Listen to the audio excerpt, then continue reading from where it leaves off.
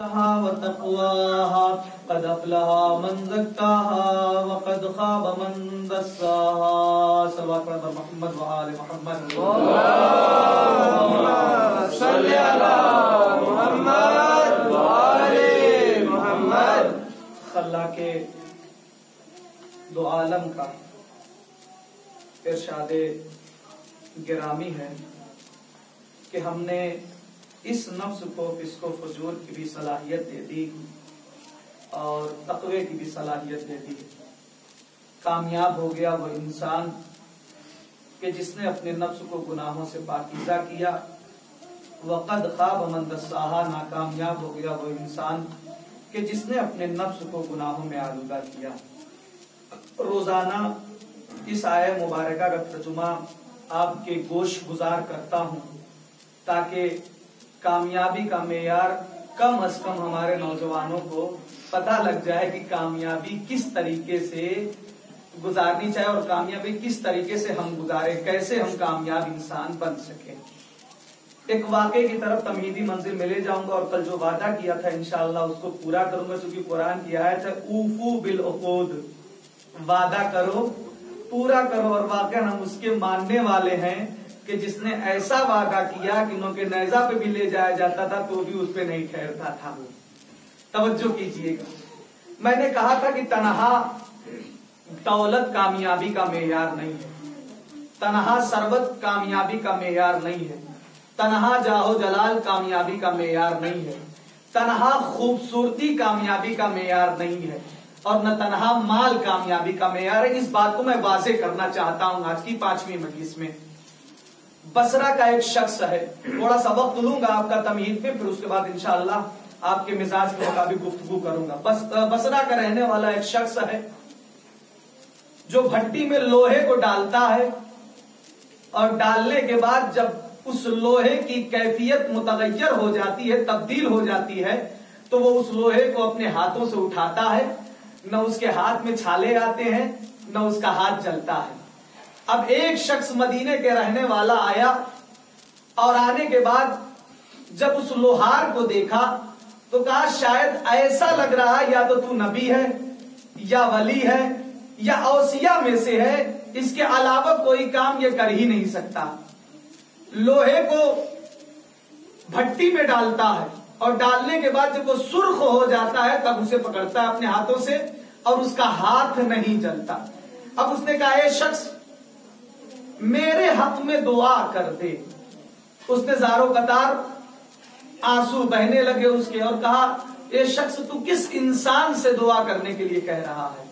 تو میری حقیقت سے بھی آشنا ہے یا نہیں؟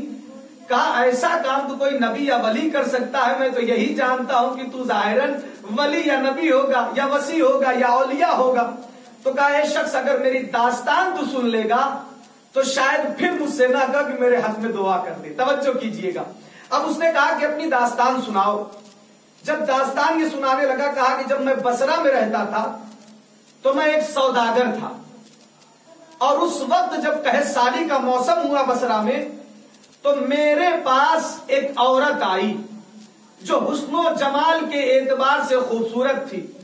اس کے 2 ننھے چھوٹے چھوٹے سے بچے تھے، ان دونوں کو اپنی آغوش میں اٹھا کے لے کے آئی. خاص کر جوانوں کو بیدار کرنے کے لیے واقعہ پڑھ رہا ہوں.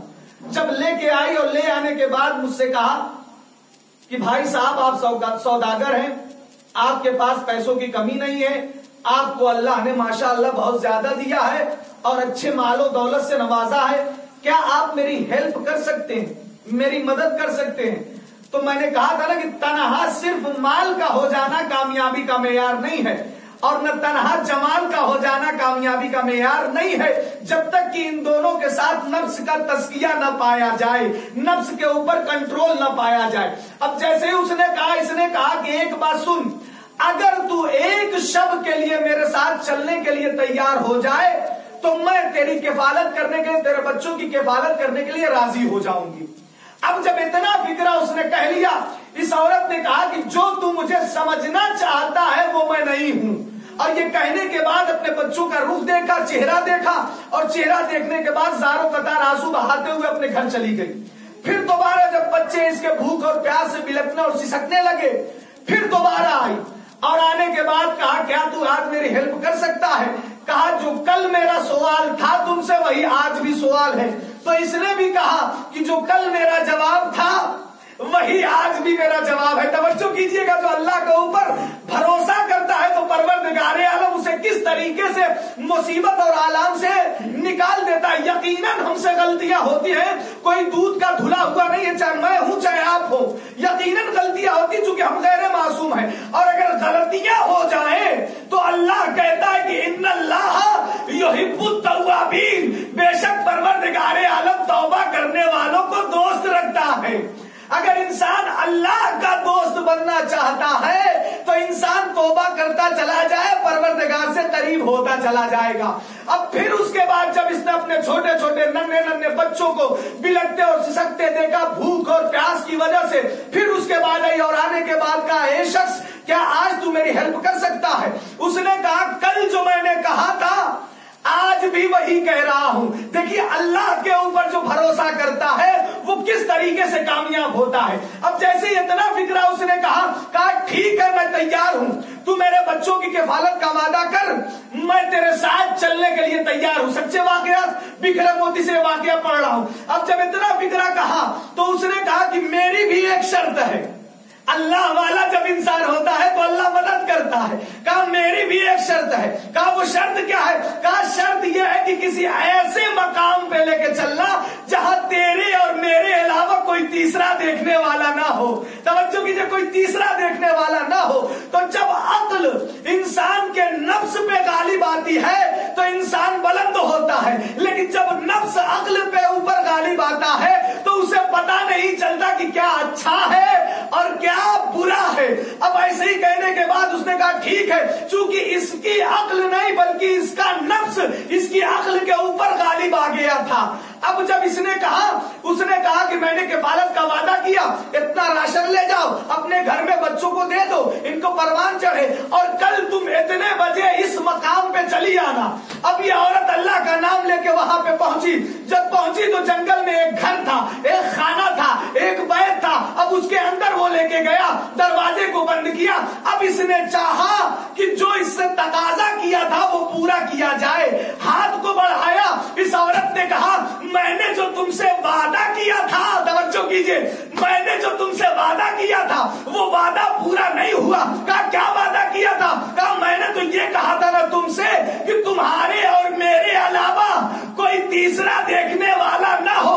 یہاں تو تیرے اور میرے علاوہ 5 شخصیتیں ہیں جو ہمیں دیکھ رہی ہیں. اس نے ایک مرتبہ ہاتھوں کو جوڑا، کہا وہ 5 شخصیتیں کون ہیں؟ کہا 2 تیرے لکھنے والے، 2 میرے لکھنے والے، ایک ہمارا پروردگار، یعنی 5 شخصیتیں. اس نے ہاتھوں کو ہٹایا اور اپنے نفس کی آگ کو اس کے نفس پہ خاموش کر دیا. خاموش نہیں کیا بلکہ ہٹ گیا، غلطی نہیں کی. اب اس عورت نے دعا کی کہ جس طریقے سے تو نے اپنے نفس کی آگ کو میرے نفس پہ خاموش نہ کر دیا، اللہ تمہیں یہ اجر دے کہ پروردگار عالم تمہارے جسم پہ دنیا کی آگ کو حرام کر دے. تو اگر کوئی ایک جملہ کہوں، اگر کوئی غیر معصوم غلط فعل انجام دینا چاہے اور اس سے رک جائے تو غیر معصومہ اگر دعا دے دے تو دنیا کی آگ اس کے اوپر حرام ہو جائے. تو اگر کوئی معصومہ کی دعا ہو، اگر کوئی جناب سیدہ سے توسل کر لے تو اس کے اوپر دنیا کی بھی آگ حرام ہو جائے گی، آخرت کی بھی آگ حرام ہو جائے گی. صلوات پڑھیے بر محمد اور آل محمد.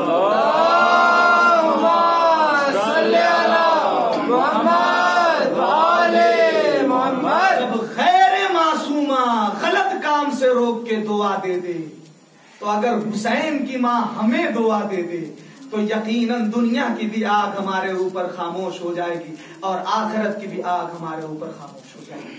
آ جائیے موضوع سے. میں نے کل بیان کیا تھا کہ جب بچہ دنیا میں آتا ہے تو کئی چیزیں لے کے آتا ہے، اور معراج کا واقعہ ساری کی ساری چیزیں آپ کے سامنے بیان کر چکا تھا اور سرکار کے بارے میں بھی ایک جملہ کہا تھا. اب آگے بڑھنا چاہتا ہوں. جب بچہ دنیا میں آتا تھا تو سورہ نحل کی آیت تھی واللہ اخرجکم من بطون امہاتکم لا تعلمون شیئا، کہ اللہ نے جب تمہیں تمہاری ماؤں کے شکم سے باہر نکالا تو تم جاہل محض تھے. خدا کی قسم قربان جائیے جن کی مائیں زندہ ہیں. جس کی ماں دنیا میں نہیں ہے اس سے پوچھئے کہ اس کے اوپر کیا گزرتا ہے.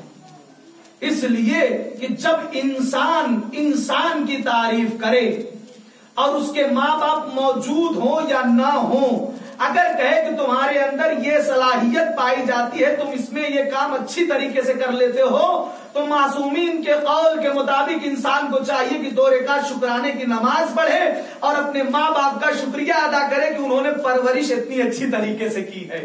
توجہ کیجئے گا، پہلی درسگاہ کا نام ہے ماں. آج ایک اور بات بیان کرنا چاہتا ہوں. پہلی درسگاہ کا نام ہے ماں. پہلے کے زمانے میں اور آج کا بھی جو جسے کہا جائے خرافاتی ماحول ہو گیا ہے، منتیں اس طریقے سے مان لیتے ہیں کہ وہ اترنے کے لائق نہیں رہتی. ایک جگہ میں اشرف پڑھنے گیا، نام نہیں لوں گا، وہاں پہ منت مانی ایک صاحب نے کہ وہی توق پہنوں گا جو جناب سید سجاد نے پہنا تھا، اگر یہ میرا کام ہو گیا تو. کہاں سے لاؤ گے توق، کہاں سے لاؤ گے؟ اب یہ واقعہ جو پڑھ رہا ہوں، کتاب کا نام ہے عالم برزخ. کتاب کا نام ہے عالم برزخ. پیغمبر کے زمانے میں عظمت والدین بھی ہمیں ضروری ہے کہ ہم جانیں کہ والدین کی عظمت کیا ہے. اس لیے کہ پروردگار عالم قرآن میں کہتا ہے، کس سے کہتا ہے؟ پیغمبر سے کہتا ہے کہ کلہما قولا کریما، اپنے ماں باپ کے سامنے اپنے شانوں کو جھکا کے چلو. لیکن آج کا زمانہ ایسا ہے کہ ماں باپ تو کچھ نہیں، بابا ادھر جائیے مجھے ادھر جانے دیجئے. خیر یہ زمانہ آ گیا ہے اور پیغمبر سے کہا جا رہا ہے، پیغمبر سے، کہ اپنے ماں باپ کے سامنے رحمت سے کھڑے رہو اور اپنے شانوں کو جھکا کے چلو. عظمت والدین سمجھیے. اب اس زمانے میں، پیغمبر کے زمانے میں، ایک شخص نے منت مانی کہ اگر میرا فلاں کام ہو جائے گا تو میں حور العین کی پیشانی کا بوسہ لوں گا. توجہ کیجئے گا. اور جنت کی چوکھٹ پہ اپنا ماتھا ٹیکوں گا. اب منت پوری ہو گئی، سرکار کے پاس آیا، کہا یا نبی اللہ میں نے منت مانی تھی. کہا کیا منت مانی تھی؟ کہا یہ منت مانی تھی. کہا اچھا تو منت پوری ہو گئی؟ کہا یا نبی اللہ منت پوری ہو گئی. کہا تو پھر کہاں سے جانا ہے؟ حور العین کی پیشانی ہے اور نہ یہاں جنت کی چوکھٹ ہے. یا نبی اللہ اگر منت پوری ہو تو کس طریقے سے پوری ہو؟ نبی خدا نے کہا گھبرانے کی بات نہیں، جب تک عبداللہ کا لال آمنہ کا جائے تمہارا پاس موجود ہے تب تک تمہیں گھبرانے کی ضرورت نہیں. کیا نام یا نبی اللہ کیا کروں؟ یہاں نہ حور العین مل سکتی ہے نہ جنت کی چوکھٹ مل سکتی ہے. نبی اکرم نے فرمایا کہ اگر تمہارے ماں باپ موجود ہوں تو جا اپنے باپ کی پیشانی کا بوسہ لینا، اپنے ماں کے پیروں پہ اپنا ماتھا ٹیک دینا، گویا تو نے حور العین کی پیشانی کا بوسہ لیا، جنت کی چوکھٹ پہ ماتھا ٹیکا. توجہ کیجئے گا. اب اس نے کہا یا نبی اللہ میرے ماں اور باپ تو برسوں ہو گیا دنیا سے چلے گئے، اب کیا کروں؟ کہا کوئی بات نہیں، جب تک یاسین و طٰہٰ کا مصداق تمہارے پاس موجود ہے تب تک گھبرانے کی بات نہیں ہے. کہا یا نبی اللہ کیا کروں؟ کہا جا اگر قبر کا نشان باقی ہو تو اپنے باپ کے قبر پہ ماتھا ٹیکنا اور ایک پہ ماں پہ بوسہ لے لینا، گویا تو نے حور العین کی پیشانی کا بوسہ لیا، جنت کی چوکھٹ پہ ماتھا ٹیکا. کہا یا نبی اللہ پھر مشکل؟ کہا اب کیا مشکل ہو گیا؟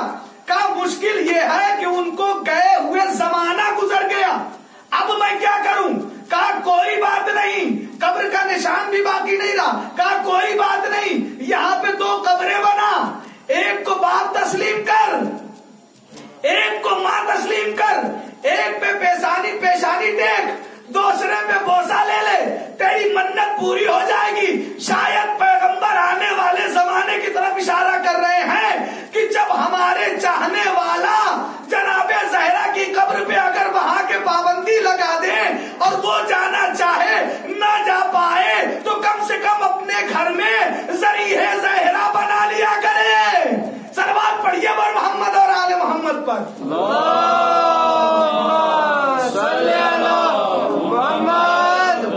ایک شعر یاد آ رہا ہے کہ علی کا ادنا غلام ہوں میں، ثواب لے کر میں کیا کروں گا؟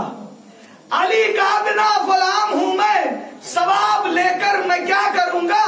بس بسی ہے دل میں علی کی خوشبو، گلاب لے کر میں کیا کروں گا، علی کا ادنا غلام ہوں میں، ثواب لے کر میں کیا کروں گا، بسی ہے دل میں علی کی خوشبو، گلاب لے کر میں کیا کروں گا، فرشتے آئے لحد میں جس دم، یہ کہہ کے واپس ہوئے اسی دم، لحد میں خاکے شفا ہے اس کے، حساب لے کر میں کیا کروں گا۔ صلوات پڑھیے ور محمد اور آل محمد،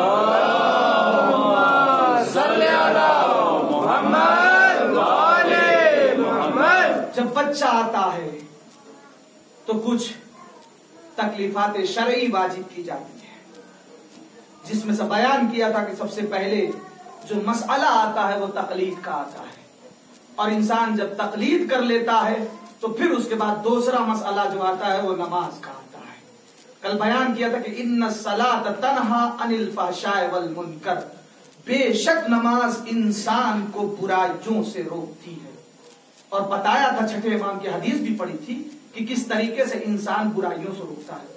خدا کی قسم، اگر کسی انسان کو مال کی کمی ہو جائے تو اللہ کو کوسنے سے پہلے اپنے قریبان میں دیکھے کہ کون سی ایسی غلطی کی ہے جس کی وجہ سے رزق چھن گیا ہے۔ ایک دو باتیں بیان کروں گا تھوڑا سا تمہید میں۔ کتاب کا نام ہے آثار برکات و نماز۔ ایک شخص آیا پیغمبر کے پاس، ایک شخص آیا پیغمبر کے پاس اور آنے کے بعد کہتا یا نبی اللہ، میں بڑا امیر تھا لیکن آج اتنا غریب ہو گیا ہوں کہ روڈ پہ آ گیا، اپنی زبان میں روڈ پہ آ گیا، اب میرے پاس کچھ نہیں ہے۔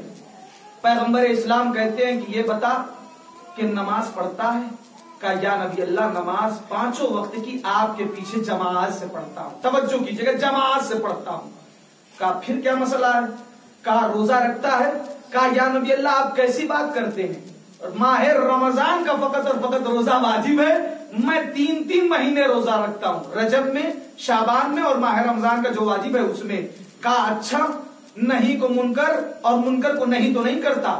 کہا جو ہے وہی کرتا ہوں، امر بالمعروف ہوتا ہے تو وہ کرتا ہوں، نہیں انل منکر ہوتا ہے تو وہ کرتا ہوں۔ پھر نبی اکرم نے ایک مرتبہ اللہ کی بارگاہ میں اپنے ہاتھوں کو بلند کیا اور بلند کرنے کے بعد کہا اے پروردگار، یہ ایک ایسا انسان ہے کہ جو پانچوں وقت کی نمازیں بھی پڑھتا ہے، اخلاق کے اعتبار سے بہتر ہے، روزے بھی رکھتا ہے، امر بالمعروف اور نہیں انل منکر بھی کرتا ہے، آخر وجہ کیا ہے کہ اس کے رزق کو سلب کر لیا گیا ہے؟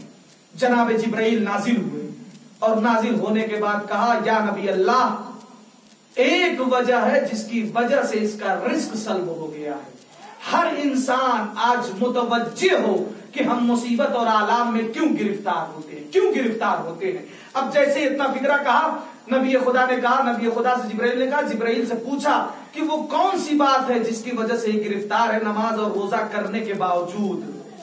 تو جبرائیل نے بتایا کہ اس سے کہہ دیجئے کہ اس کا گھر جہاں ہے وہاں پہ ایک صحن ہے، صحن میں ایک نیم کا درخت ہے، اس نیم کے درخت میں ایک گھونسلہ ہے پرندے کا، اس گھونسلے میں ایک بے نمازی کی ہڈی ہے، اللہ اکبر، قربان جائیے، اس گھونسلے میں ایک بے نمازی کی ہڈی ہے۔ کہا جب تک کہ وہ بے نمازی کی ہڈی انسان نہیں پھینکے گا تب تک پروردگار عالم اسے رزق نہیں دے گا۔ اب وہ شخص آیا اور آنے کے بعد گیا اور جانے کے بعد گھونسلے سے اس ہڈی کو نکالا اور نکالنے کے بعد جب اسے پھینکا تو جیسا پہلے تھا ویسے ہی پلٹ کے آیا۔ تو توجہ کیا آپ نے، اگر کوئی ایک معمولی انسان جو دنیا سے رخصت ہو چکا ہے، اگر اس کی بھی ہڈی کسی انسان کے گھر میں آ جائے، وہ جی نہیں رہا ہے، مر چکا ہے دنیا کی نگاہ میں، تو پروردگار عالم اس کے رزق کو سلب کر لیتا ہے۔ تو جہاں پہ پوری انسانیت جاگ کے رات میں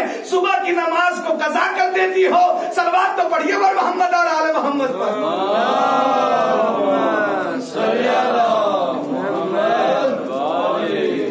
اب مسئلہ یہ ہوتا ہے کہ اللہ ادھر کہہ رہا ہے کہ میں نے جن اور انس کو خلق نہیں کیا مگر یہ کہ عبادت کے لیے۔ پروردگار تیری عبادت کی جائے تو کس طریقے سے کی جائے؟ جتنی بھی عبادتیں ہیں سب عبادتوں کا دائرہ محدود، توجہ کیجئے گا، سب عبادتوں کا دائرہ محدود ہے कोई ऐसा इंसान कि जो नमाज सुबह को सूरज निकलने के बाद अदा की नीयत से पढ़ दे? हो सकता है? कोई इंसान नमाज सुबह को सूरज निकलने के बाद अदा की नीयत से नहीं पढ़ सकता, कज़ा की नीयत से पढ़ सकता है। वक्त हुआ महदूद की नहीं है। कोई ऐसा इंसान कि नमाज सुबह को 4 बजे अगर वक्त हो रहा है नमाज सुबह का, तो उसे 3 ही बजे पढ़ के सो जाए? ये हो सकता है? नहीं हो सकता ना। अब तवज्जो कीजिएगा, कहीं ले जाना चाहता हूं। नमाज जोहर का वक्त क्या है? महदूद है। जब नमाज जोहर का वक्त होगा तब इंसान मुसल्ले पे आएगा। नमाज असर का जब वक्त होगा तब इंसान आएगा। नमाज मगरिब का जब वक्त होगा तब इंसान उस इबादत को अंजाम देगा। नमाज इशा का जब वक्त होगा तब इंसान उस इबादत को अंजाम देगा। और आगे बढ़िए, यह एक इबादत हुई जिसका वक्त महदूद है। जोहर के वक्त जोहर पढ़ेगा, असर के वक्त असर पढ़ेगा, मगरिब के वक्त मगरिब पढ़ेगा, इशा के वक्त इशा पढ़ेगा, सुबह के वक्त सुबह की नमाज पढ़ेगा अदा की नीयत से। अब देखिए, रमजान साल भर तो इंसान रोजा नहीं रख सकता ना। साल भर में एक ही महीने का रोजा है कि नहीं है? इंसान चाहे कि वाजिब की नीयत से रोज रखे तो हो सकता है। अगर कज़ा है तो बात अलग है, लेकिन अदा की नीयत से फकत और फकत एक महीना है माह रमजान का, उसके अलावा इंसान रोजा नहीं रख सकता। नमाज का वक्त महदूद हुआ, रोजे का वक्त महदूद हुआ। अब हज है, जब तक कि इंसान के पास इस्तिताअत नहीं हो जाएगी तब तक वो इंसान हज करने नहीं जा सकता। और अल्लाह ये कह रहा है कि हमने जिन और इंस को खल्क ही नहीं किया मगर ये के इबादत के लिए। परवरदिगार, तेरी इबादत की जाए तो किस तरीके से की जाए कि लम्हे लम्हे इबादत शुमार की जाए। हज का भी वक्त महदूद है। जब जमाना आएगा, बेहतरीन तरीके से जाने का खर्च रहेगा और इंसान जाने के बाद जैसा उसके घर वाले खाते और पीते थे, जाए और जाने के बाद पलट के आए वैसे ही हालत पे रहे, तब तो हज वाजिब है। वरना हज वाजिब नहीं है अज़ीज़ाने मोहतरम, हज वाजिब नहीं है। अब ज़कात का भी वक्त महदूद है। जब निसाब तक पहुंचेगी तब ज़कात निकाली जाएगी। अगर निसाब तक न पहुंचे तो ज़कात नहीं अदा की जाएगी। खुम्स, साल भर इंसान खाए पिए, खाने पीने के बाद जब साल भर के अखराजात में से कुछ बच जाए तो उसका 2 हिस्सा राहे खुदा में दे दे। एक हिस्सा सहमे सादात और एक हिस्सा सहमे इमाम। अगर बर्दाश्त कर सकते हो तो एक जुमला कहूं, खुदा की कसम हर उस इंसान को अपने गरीबान में झांकना चाहिए जो इमाम का माल नहीं देता। दूसरों को गासिब करने कहने से पहले खुद इमाम का माल दे लो, तब दूसरों को गासिब कहो, वरना आपसे बड़ा कोई गासिब नहीं होगा। सलवात पढ़िए पर मोहम्मद और आले मोहम्मद पर।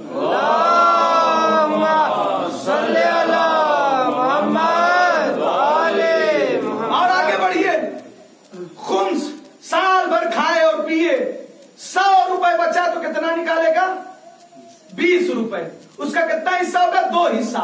एक हिस्सा सहमे इमाम और एक हिस्सा सहमे सादात। अच्छा, जिहाद नबी या इमाम की इजाजत से वाजिब होता है। और अम्र बिल मारूफ, इसके लिए भी शरायत है। जब शरायत पाए जाए तो वाजिब होता है। तवल्ला, ये भी अलग चीज है। तवर्रा, ये भी अलग चीज है। तो परवरदिगारे आलम जितनी भी तेरी इबादतें हैं, सारी इबादतों का दायरा महदूद। और तू ये कह रहा है कि हमने जिन और इंस को खल्क ही नहीं किया मगर ये के इबादत के लिए। अब तेरी इबादत हो तो कैसे हो? सारी इबादतों का दायरा महदूद, ये बता दिया। लेकिन इबादतों के लिए भी कुछ शराइत है।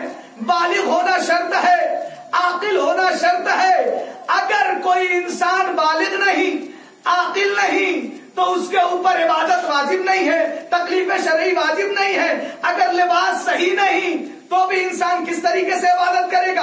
अगर गस्बी लिबास है तो उसमें इंसान नमाज नहीं पढ़ सकता। अगर गस्बी मकान है तो उसमें भी नहीं हो सकता।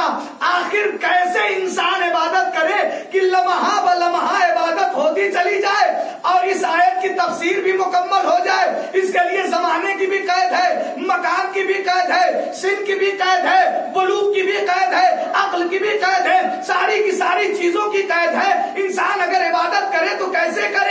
आवाज़ कुदरत है। खुदा की कसम, अगर अली का जिक्र ना होता तो اس آیت کی تفسیر مکمل نہ ہوتی جس میں ذکر و علی عبادہ، علی کا ذکر کرتے چلے جاؤ، نہ اس میں زمانے کی قید ہے، نہ مکان کی قید ہے، نہ زمانے کی قید ہے، جہاں چاہو جب بھی چاہو فرش عزا کو بچھا دیا کرو، عبادت ہوتی چلی جائے گی۔ صلوات پڑھیے بر محمد اور آل محمد پر۔ اللہم صلی علی محمد آل محمد۔ کا دائرہ محدود ہے، ذکر و علی عبادہ۔ اگر علی کا ذکر عبادت نہ قرار پایا ہوتا تو شاید اس آیت کی تفسیر مکمل نہ ہوتی۔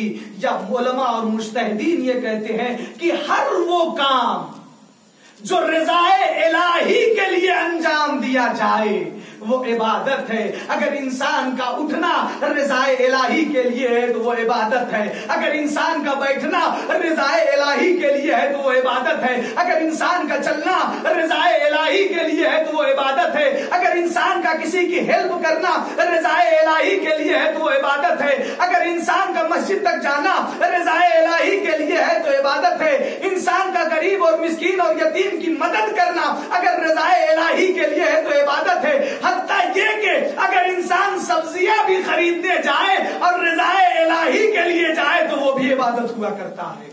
یہ ہے عزیزان محترم۔ اب سوال یہ پیدا ہوتا ہے کہ چلیے عبادت کا مفہوم ہم نے جان لیا، اب عبادت بھی کئی طریقے کی ہوتی ہے، عبادتیں بھی کئی طریقے کی ہوتی ہیں۔ آپ ہم سے فقط اور فقط اہل بیت کے فضائل سننا چاہتے ہیں، امام کی عبادتوں کا تذکرہ سننا چاہتے ہیں، امام کے اخلاق پہ روشنی ڈلوانا چاہتے ہیں، امام کے کردار کو آپ سوچنا چاہتے ہیں کہ امام کے کردار کے بارے میں بیان کیا جائے، امام کی نماز کے بارے میں بیان کیا جائے، امام کے روزے کے بارے میں بیان کیا جائے۔ آپ ہم سے سننا چاہتے ہیں، امام آپ کو دیکھنا چاہتے ہیں، آپ امام کی نماز کو سننا چاہتے ہیں، امام آپ کو نمازی دیکھنا چاہتے ہیں، آپ امام کی اخلاق کو سننا چاہتے ہیں، امام آپ کو با اخلاق دیکھنا چاہتے ہیں، آپ امام کی جنگ کو سننا چاہتے ہیں، امام آپ کو ایک بہترین اور قوی پہلوان دیکھنا چاہتے ہیں۔ آپ سننا پسند کرتے ہیں، امام دیکھنا پسند کرتے ہیں۔ اور آگے بڑھیے، عبادت کی کئی قسمیں ہوتی ہیں۔ ایک عبادت وہ ہوتی ہے کہ جو انسان غفلت کے عالم میں انجام دیتا ہے۔ اذان ہوئی 2 منٹ لیٹ، ابھی پڑھ لیں گے، ابھی پڑھ لیں گے، ابھی پڑھ لیں گے۔ میں نے روایت پڑھی ہے، آثار برکات و نماز کتاب کا نام ہے۔ پیغمبر کہتے ہیں کہ اگر کوئی انسان جان بوجھ کے نماز میں تاخیر کرے تو وہ میری سفارش سے محروم رہ جائے گا۔ اگر کوئی انسان جان بوجھ کے، چھوڑنے کی بات تو دور ہے، اگر لیٹ کر کے بھی پڑھتا ہے، اس کے پاس ٹائم تھا لیکن نہیں پڑھا، تو کہتے ہیں کہ پھر وہ مجھ سے امید نہ رکھے کہ میں اس کی سفارش کرا دوں گا۔ یہ یاد رکھیے گا۔ اب عبادت کتنی طریقے کی؟ ایک وہ عبادت کہ جو اول وقت انجام دی جاتی ہے۔ کیا فائدہ ہے عبادت کا کرنے کا؟ معلوم ہونا چاہیے نا۔ چھٹے امام جعفر صادق علیہ الصلوۃ والسلام،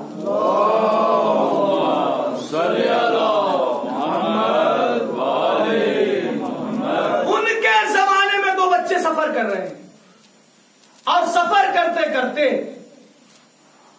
ایک ایسی جگہ پہنچے جہاں پہ اذان کا وقت قریب ہو گیا۔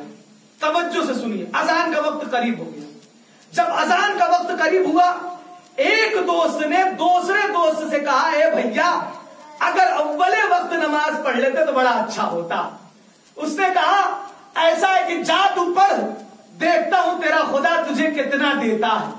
اب یہ دوسرا دوست یہاں کھڑا رہا، اور وہ جو بیچارہ صحیح اور سالم انسان تھا وہ گیا، اور جانے کے بعد اس نے نماز کو اول وقت میں انجام دیا۔ اس نے لیٹ کر کے نماز پڑھی۔ اب اول وقت میں جب انجام دے چکا تو پہلے کے زمانے میں جو سفر کیے جاتے تھے وہ کھچر سے کیے جاتے تھے، جسے گدھا کہا جائے۔ اب ان دونوں نے اپنے سامان کو اوپر رکھ دیا اور دونوں پیدل چلنے لگے۔ پیدل چلتے چلتے جس انسان نے نماز اول وقت پڑھی تھی اسے ٹھوکر لگ گئی، اسے ٹھوکر لگ گئی۔ جب اسے ٹھوکر لگی تو اس نے طنز کیا کہ دیکھ تو نے اول وقت میں نماز پڑھی اور تیرے خدا نے تجھے یہ انعام دیا کہ تجھے ٹھوکر لگی اور تیرے انگشت سے خون بہا۔ اس نے صبر کیا اور صبر کرنے کے بعد پھر سفر کو شروع کر دیا. سفر شروع کر دیا. اب چلتے چلتے جس انسان نے نماز نہیں پڑھی تھی اول وقت اسے ٹھوکر لگی. اب جب اسے ٹھوکر لگی تو اس نے ایک مرتبہ پھر اس کی طرف دیکھا اور طنز کیا, کہا دیکھ تیرے اللہ نے تجھے اول وقت میں نماز پڑھنے کا یہ ثواب دیا کہ تجھے ٹھوکر لگی اور تیرے پیروں کے انگوش سے خون بھی بہا. میں نے نماز اول وقت نہیں پڑھی, جب مجھے ٹھوکر لگی تو اشرفیوں کی ایک تھیلی ملی, دیکھ اللہ نے مجھے یہ انعام دیا. اب پہنچے چھٹے امام کے پاس. جب چھٹے امام کے پاس پہنچے کہا مولا ایسی ایسی بات ہے, اس نے اول وقت, میں نے اول وقت نماز پڑھی, مجھے ٹھوکر لگی, مجھے خون بہا. اس نے اول وقت نماز نہیں پڑھی, اسے ٹھوکر لگی اور اسے اشرفیوں کی تھیلی ملی. تعجب کی بات ہے کہ نہیں ہے؟ اشرفیوں کی تھیلی ملی. اب مولا نے کہا دیکھو اگر میں بتاؤں تو دونوں کے حق میں اچھا بھی ہے, دونوں کے حق میں برا بھی ہے. کہا مولا یہ کیسے ہو سکتا ہے؟ کہا پہلے کون سننا چاہتا ہے؟ کہا پہلے میں سننا چاہتا ہوں. جس نے نماز نہیں پڑھی تھی اول وقت اس نے کہا میں سننا چاہتا ہوں. کہا سناؤ. کہا یہ ہے کہ جہاں پہ تمہیں ٹھوکر لگی تھی وہاں پہ تمہیں ایک سلطنت ملنے والی تھی جو سونے اور چاندی کے سکوں سے بھری ہوتی, لیکن چونکہ تو نے اول وقت نماز نہیں پڑھی لہذا چند اشرفیوں میں تبدیل ہو گئی. کہا مولا اب آپ میرے بارے میں بتائیے. کہا تمہارے بارے میں بتاؤں, سن سکو گے؟ کہا مولا ہاں جگر رکھتا ہوں, سن سکتا ہوں. کہا کہ چونکہ تو نے اول وقت نماز پڑھی تھی تجھے ٹھوکر لگی, وہاں پہ تیری موت تھی. اللہ نے اول وقت نماز پڑھنے کا اجر یہ دیا کہ اس موت کو ٹھوکر میں تبدیل کر دیا.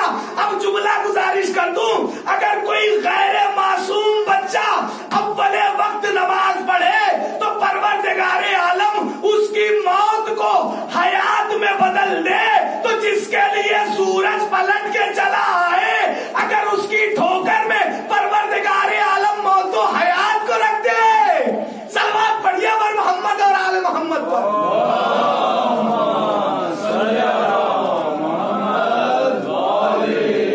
جس علی کی نماز کے لیے سورج پلٹ کے چلا آئے اور بڑھیا جنازہ لے کے آئے, بڑھیا زندہ انسان کو لے کے آئے اور علی اسے ٹھوکر سے زندہ کر دے اور مردہ کر دے, تو دنیا والوں کو تعجب کیا ہوتا ہے. یہ معصوم ہے اور ہم غیر معصوم ہیں. یہ ہے انسان کہ جو پہلی تکلیف ہے یہ نماز ہے. اب سوال یہاں پہ یہ پیدا ہوتا ہے کہ واقعاً دنیا والوں نے بڑی ترقی کی, لیکن اگر میں کہوں کہ ترقی نہیں کی تو آپ کہیں گے کہ مولوی صاحب 20 سال کی عمر میں سٹھیا گئے ہیں. سٹھیانا مطلب سمجھتے ہیں کیا ہوتا ہے؟ یعنی پاگل صاحب کو کچھ آتا واتا نہیں ہے, پاگل ہو گئے, مولوی صاحب کا علاج کرایا جائے. یہ واقعی یہ موبائل جو دیکھ رہے ہیں کتنے لوگوں کا آپ نے نمبر لکھا ہوگا؟ میرے بھی 500-600 ہوں گے تقریباً, کم سے کم 500-600 لوگ ہوں گے کانٹیکٹ میں.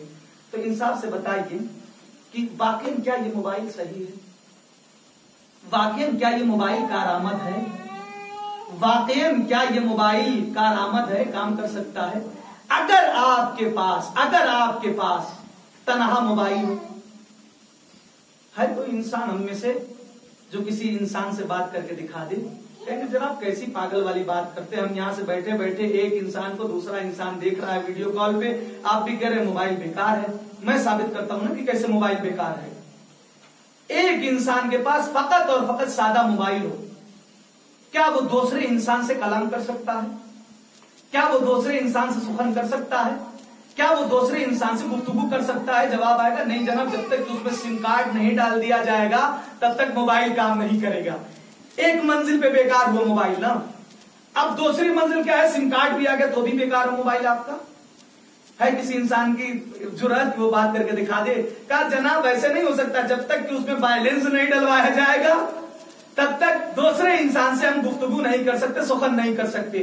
اچھا ٹھیک ہے, آپ کے پاس موبائل آیا, اس میں سم ڈلوایا, سم میں کیا کیا, بیلنس ڈلوایا.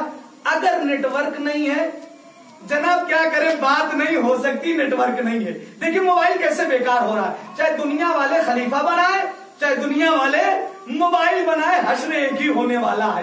ایک مرتبہ سادہ موبائل ہے, گفتگو نہیں ہو سکتی. सिम कार्ड आ गया, बैलेंस नहीं है, गुफ्तगू नहीं हो सकती। बैलेंस भी आ गया, अब उसमें क्या है, नेटवर्क नहीं हो सकता, गुफ्तगू नहीं हो सकती। अच्छा नेटवर्क भी आ गया, बैटरी नहीं है, जनाब क्या करें, मोबाइल डिस्चार्ज पड़ा हुआ है, बात नहीं हो सकती जब तक कि उसे चार्ज न किया जाए। तो ये दुनिया वालों का बनाया हुआ मोबाइल, कल वादा क्या था ना कि अल्लाह का नंबर बताऊंगा, तो आज अल्लाह का नंबर लिख के ले जाइए और हमेशा याद रखिएगा। तो ये सारी चीजें, इतनी चीजें जब होंगी तब जाकर मोबाइल काम करेगा। लेकिन एक मंजिल पे फिर मोबाइल खराब हो रहा है। एक इंसान से 10 आदमी एक वक्त में बात नहीं कर सकते। कर सकते हैं, कॉलिंग के साथ कर सकते हैं, कहेंगे क्यों नहीं, ग्रुप बना के कर सकते हैं। 10 आदमी कर सकते हैं, 20 आदमी कर सकते हैं, 30 आदमी कर सकते हैं, चलिए 50 आदमी कर सकते हैं, 100 आदमी मान लीजिए, या 50,000 आदमी मान लीजिए कि एक वक्त में 50,000 आदमी इंसान से बात कर सकते हैं, एक इंसान से। लेकिन फिर भी मोबाइल बेकार है, फिर भी मोबाइल क्या है, बेकार है। अगर एक इंसान सादा नॉर्मल कॉल करना चाहे तो दूसरा इंसान जो है, अगर मैं लगाऊंगा किसी इंसान को, अजीज भाई को मैंने फोन लगाया, वो कहीं और बिजी थे, व्यस्त हैं, कुछ देर के बाद संपर्क कीजिए, यानी इधर भी मोबाइल बेकार हो गया। अगर वो कहीं लगे हुए हैं, हम लगाना चाहते हैं, गुफ्तगू करना चाहते हैं, नहीं हो सकती ना बात। यानी अगर इतनी चीजें जब सही हो तब जाके एक इंसान से जुड़ सकता है। कुर्बान जाइए उस अल्लाह के ऊपर कि जिसने इतना अच्छा इंतजाम किया कि अगर एक वक्त में करोड़ों इंसान भी अल्लाह से बात करना चाहे तो बात कर सकता है। अब तो लिख लीजिए नंबर 24434। 2 से मुराद सुबह की 2 रकात, 44 से मुराद जोहर की 4, असर की 4, 34 से मुराद मगरिब की 3 रकात, इशा की 4 रकात। सलवात पढ़िए वर मोहम्मद और आले मोहम्मद पर।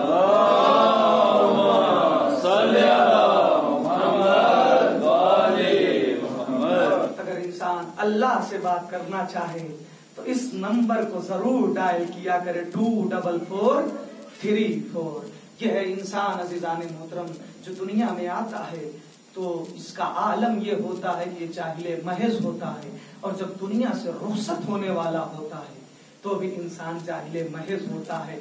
अब इंसान जब मरने के मकाम पे आता है, एक फिक्रा कह दूं जो आज हमारे यहाँ तजाद पाया जाता है ना आजादारी में, कि लोग कहते हैं कि नमाज अफजल या आजादारी अफजल। अपने अकीदे के एतबार से कह रहा हूँ, किसी खतीब का फिक्रा नहीं कह रहा हूँ, अपना फिक्रा कह रहा हूँ, अकीदे के एतबार से कह रहा हूँ। नमाज और हुसैन में कोई टकराव नहीं है। मेरा अकीदा ये कहता है कि जब इंसान दुनिया से रुखसत होगा और रुखसत होने के बाद जब आलमे बरज़ख का सफर तय करेगा और जब मैदान महशर का मैदान होगा तो उस वक्त फकत और फकत अल्लाह हिसाब किताब नहीं लेगा। तवज्जो कीजिएगा, उस वक्त फकत और फकत परवरदिगारे आलम हिसाब किताब नहीं लेगा, बल्कि एक जाते गिरामी और होगी, उसे हुसैन इब्ने अली कहेंगे। अल्लाह पूछेगा ये बता मेरे हुसैन की आजादारी कितनी की, हुसैन पूछेंगे ये बता मेरे अल्लाह की नमाज कितनी पढ़ी। सलवात पढ़िए पर मोहम्मद और आले मोहम्मद पर।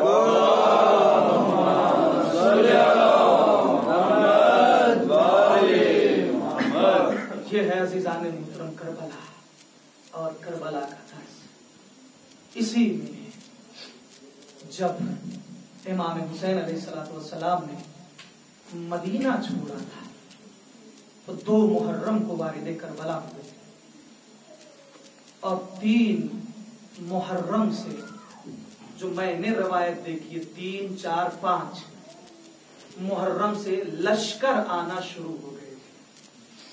एक के बाद एक लश्कर आता था, एक के बाद एक लश्कर आया करता था।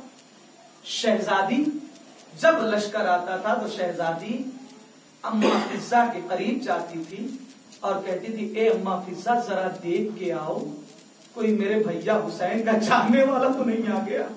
जनाबे फिजा जाती थी और आने के बाद फिर दरे खैमा से आवाज देती थी, ए ज़ैनब आज हुरमुला आया है, आज खूली आया है, आज सनान आया है, आज उम्र साद आया है। एक मर्तबा जब जनाबे ज़ैनब ने सब सुन चुकी तो एक मर्तबा अम्मा फिजा से कहती है, ए अम्मा फिजा ذرا جائیے اور جانے کے بعد میرے ماجائے سے کہیے کہ میں ان سے بات کرنا چاہتی ہوں۔ جناب فضہ امام حسین علیہ السلام کی خدمت میں آئی اور کہا کہ آپ کی بہن آپ سے بات کرنا چاہتی ہیں۔ امام حسین علیہ السلام قریب گئے، جناب زینب سے سلام اور کلام کیا، اس کے بعد کہا اے بہن زینب کس لیے مجھے بلایا ہے؟ کہا اے بھیا ادھر دیکھ رہے ہیں نا دن بدن کوئی نہ کوئی آ رہا ہے، اے بھیا اگر آپ کا بھی کوئی چاہنے والا ہو، اگر آپ کا بھی کوئی مددگار ہو تو اے بھیا آپ بھی اس کو اپنی مدد کے لیے بلا لیجئے۔ لیجئے عزادارو، ایک مرتبہ آقا حسین نے کہا کہ ہاں میرا بھی ایک چاہنے والا ہے، میرا بھی ایک بچپن کا دوست ہے جسے حبیب ابن مظاہر کہتے ہیں۔ اے زینب اے میں تیرے کہنے پہ حبیب ابن مظاہر کو بلاتا ہوں۔ ایک مرتبہ آقا حسین نے خط لکھا، خط کا مضمون پڑھتا ہوں عزیزان محترم، اگر سنبھال سکتے ہیں تو سنبھالیے اپنے دل کو۔ خط کا مضمون یہ تھا، اے حبیب ہم چاروں طرف سے نرغے آدھا میں گھر گئے ہیں، اے حبیب اگر ہو سکے تو ہماری مدد کو آ جانا۔ اللہ اکبر۔ اب جناب زینب نے کہا اے بھیا آپ نے خط کیا لکھا ذرا مجھے بھی سنا دیجئے۔ آقا حسین نے سنایا کہ اے بہن زینب میں نے یہ مضمون لکھا ہے۔ اس کے بعد جناب زینب کہتی ہے اے بھیا ارے اگر ہو سکے تو زینب کی طرف سے کچھ لفظوں کا اضافہ کر دو۔ کہا اے بہن زینب کیسی بات کرتی ہو، بتاؤ کیا لکھنا ہے۔ ایک مرتبہ جناب زینب نے کہا اے بھیا لکھ دیجئے اللہ جان اللہ جان اللہ جان، 3 مرتبہ اللہ جان اللہ جان لکھا۔ میں کہوں گا اس کا مطلب کیا ہوتا ہے؟ اے حبیب ارے جتنی جلدی ہو سکے ہماری مدد کے لیے آ جاؤ۔ اللہ کو کوئی غم نہ دے سوائے غم شہید الشہداء کے۔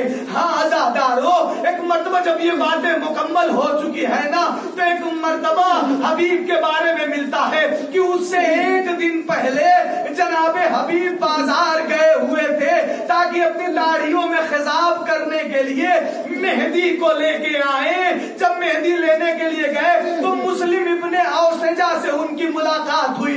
جب مسلم ابن اوسجہ سے ان کے ملاقات ہوئی تو انہوں نے کہا اے مسلم ابن اوسجہ کوفے کا ماحول کچھ سمجھ میں نہیں آ رہا ہے، یہاں پہ تلواریں سیکل کی جا رہی ہیں، نیزے کی انیوں کو زہر میں بجھایا جا رہا ہے۔ اے مسلم ابن اوسجہ ارے یہ بتاؤ یہاں کیا حال ہے؟ کہا اے حبیب ارے تمہیں نہیں معلوم کہ کیا ہونے والا ہے؟ یہ سارے کے سارے حسین ابن علی کو قتل کرنے کی تیاریاں کر رہے ہیں۔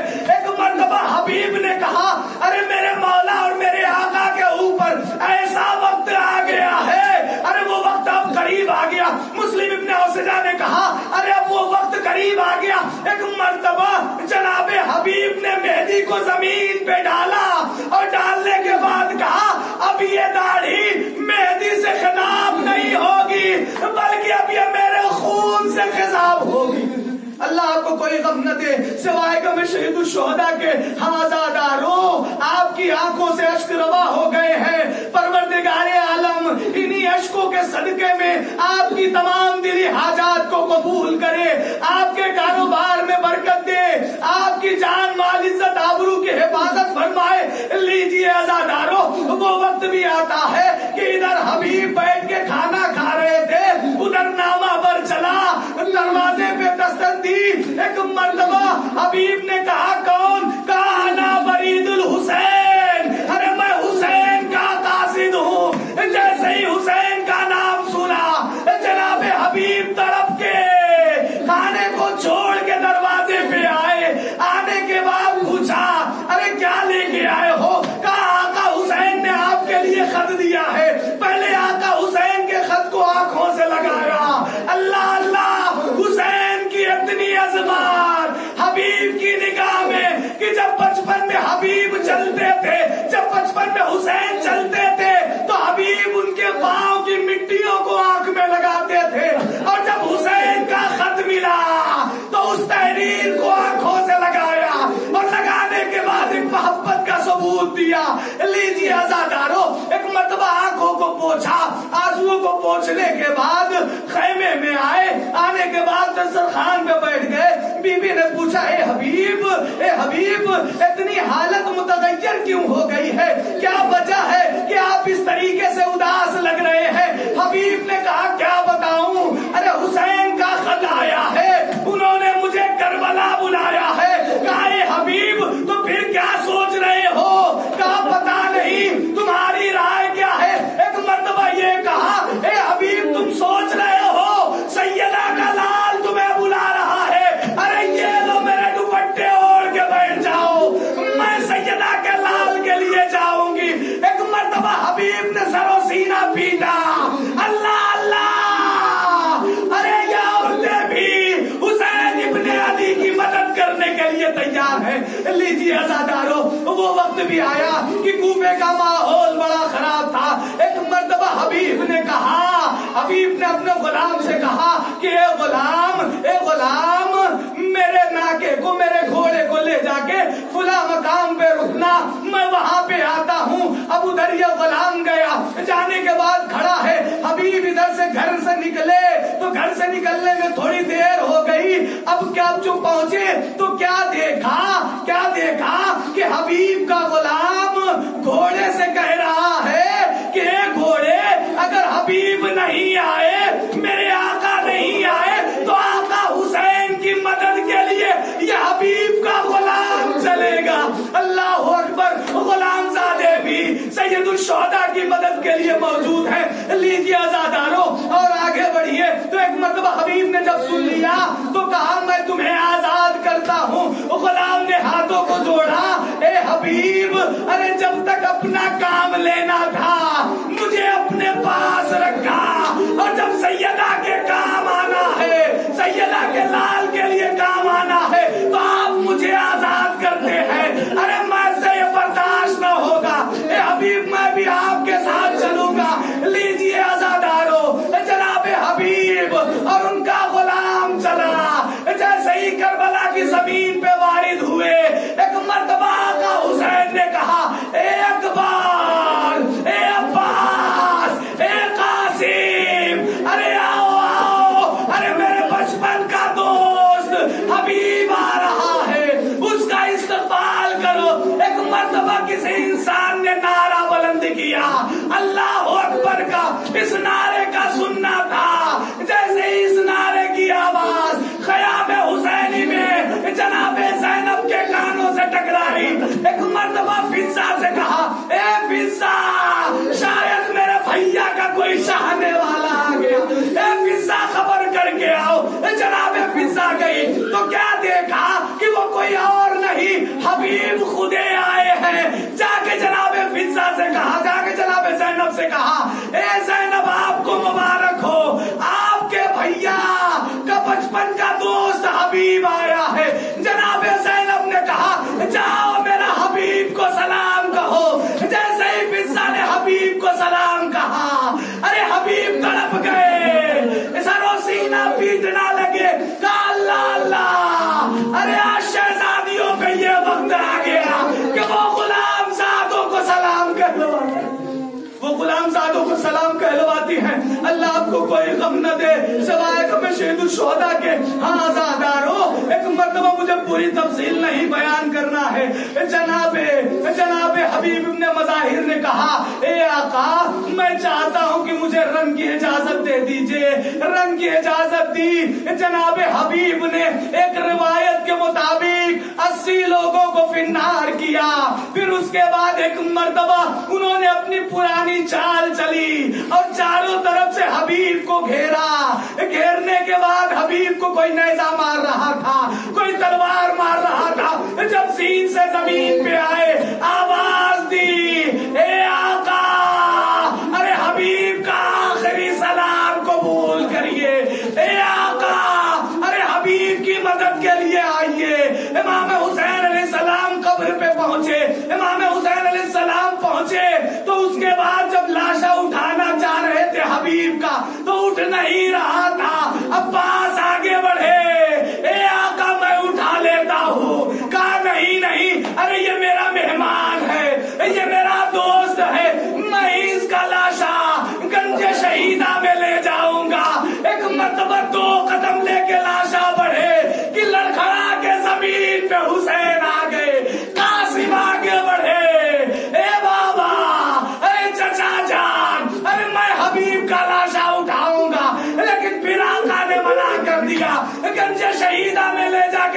کر دیا، لیکن ہائے رے 11 محرم کے بعد جب شہداء کے سروں کے نیزہ پہ تھے اور یہ لٹا ہوا قافلہ جب کوفے پہنچا تو حبیب کا ایک بیٹا تھا جو جام شہادت کسی وجہ سے نوش نہ فرما سکا تھا، جس کو قاسم بن حبیب کہتے ہیں، اس نے جیسے ہی اپنے بابا کا سر نوکے نیزہ کی بلندی پہ دیکھا، کہا کتنا پیسہ چاہیے، میرے بابا کا سر ارے میرے حوالے کر دو۔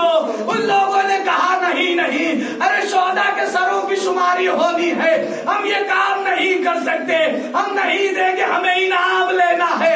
ایک مرتبہ جیسے ہی یہ قافلہ کوفے سے آگے بڑھا، 10 انسان کو لے کے حبیب کا بیٹا آگے بڑھا اور اپنے بابا کے سر کو ان لعینوں سے چھین لیا۔ چھیننے کے بعد سر کو لے کے جناب سید سجاد کی طرف سے گزرا، گزرنے کے بعد کہا ارے جس کا جوان بیٹا ہو اس کے سر کا، اس کے بابا کا سر نوکے نیزہ کی بلندی پہ نہیں ہوتا۔ جناب سید سجاد تڑپے، ہائے میرا بابا، ہائے میرا بابا، ہائے میرا بابا۔ ایک مرتبہ سید سجاد نے ارے ہتھکڑیوں کو سنبھالا، بیڑیوں کو سنبھالا، تو کے خاندان کو سنبھالا، کمر کے لنگر کو سنبھالا۔ اے بابا ارے میں کیا کرتا، مشیت الہی یہی۔ انا للہ